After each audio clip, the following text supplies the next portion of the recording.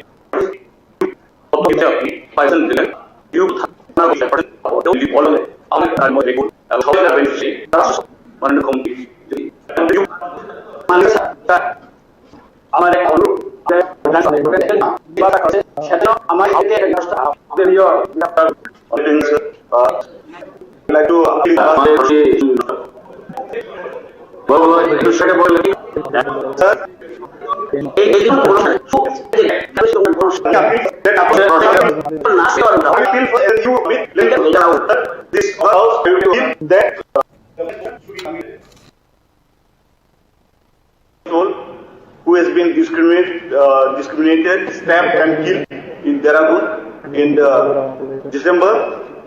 So, sir, it is a nationwide protest. So, it has not been mentioned in this house. Today is the second day. I would like to appeal you to kindly permit for us to discuss about this, about the state, for the interest of the state. And sir, see, by the time I finish my line, somewhere must have been discriminated in the corner of the country. That's why I am appealing, sir. Racial discrimination can happen to anyone in this house, to any member. So if you can kindly permit us. Okay. এটা নিয়ে আমরা পরে কথা বলবো, পরে এটা নিয়ে। আচ্ছা, এখন যেহেতু আমরা প্রশ্ন করবো 1 ঘন্টা আমাদের, মুখ্যমন্ত্রী বলতে আপনারা আমি কিন্তু শুনেন একটু প্লিজ মাননীয় বিধায়ক সাহেব, যেহেতু আমরা একটু মাননীয় বিধায়কজি একটু মুখ্যমন্ত্রী কি বলবে একটু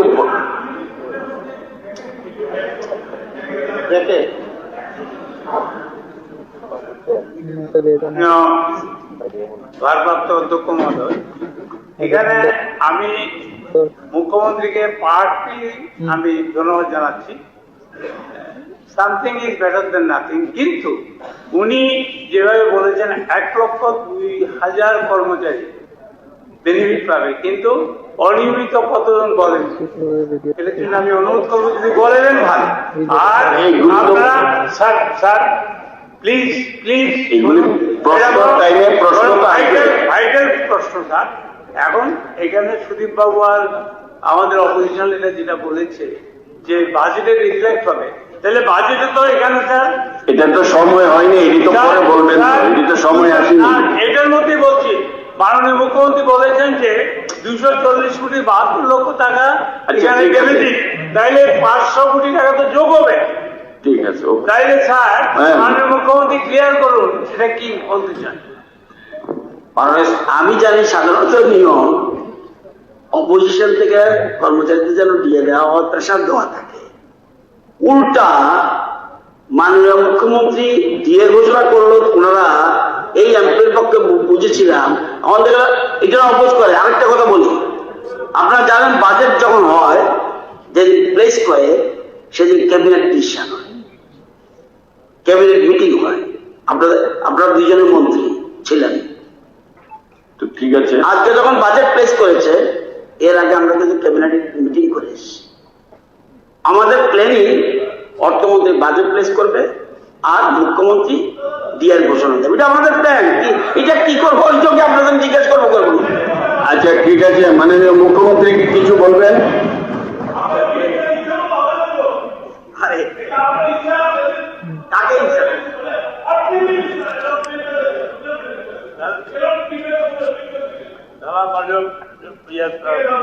অধ্যক্ষ মহোদয়, আমি মাননীয় অধ্যক্ষ মহোদয়, একটা কথা কি, আমরা সিস্টেম মধ্যে করা হয়েছে।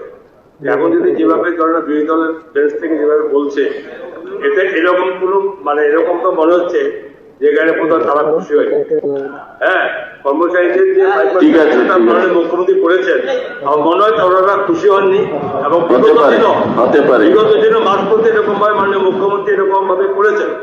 এইবারে তো সাপোর্ট করা উচিত ছিল, ভাবলাম দিনের সবাই সাপোর্ট করবো, আমি বুঝতে পারছি না এই মধ্যে এত বিরোধিতা কেন। আচ্ছা, মাননীয় মুখ্যমন্ত্রী, আচ্ছা ওকে, আচ্ছা না না না, একটু বসেন প্লিজ প্লিজ প্লিজ, বসেন, সময় নষ্ট করবেন না। যেহেতু আমাদের প্রশ্ন পর্ব 1 ঘন্টার টাইম, সময়টা কিন্তু আমাদের সময় নষ্ট হচ্ছে কিন্তু।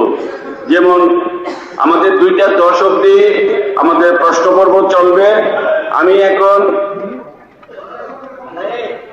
সব সম্পর্ক এটা একটু প্রশ্ন পর্বর কাজ শুরু করতে দেন। আরে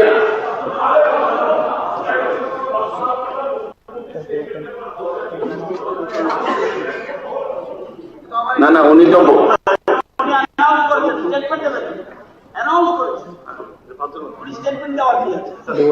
মাননীয় মুখ্যমন্ত্রী কি বলছিল,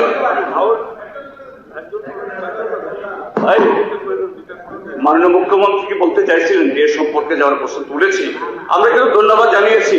5% ডিএ ঘোষণা করেছেন নয়, we are not unhappy, we are happy, but we have to know what is the residual, what is the overdue কাজে বলুন না। আচ্ছা বলবে তো 1:15 আমরা 2:15 অব্দি প্রশ্ন করবো, চলবে, ঠিক আছে। মাননীয় সদস্যগণ, বিকাশ স্যার, এখন প্রশ্ন উত্তর পর্ব। হ্যাঁ, 2:15 এখন হাউস অর্জন করবেন, 1 ঘন্টা পরে আবার হাউস শুরু হবে, তখন প্রশ্নপত্র শুরু হবে। এরপরে সুযোগ দিয়ে দিন ওনাকে, এখন অর্জন করুন। তো ঠিক আছে, আমরা মাননীয় সকল সদস্যগণ, আমরা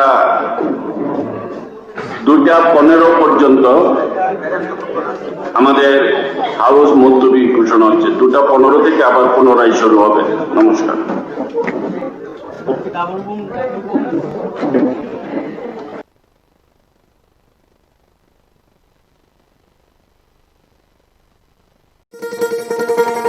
শোনো শোনো ভোজন রসিক, শোনো মন দিয়া,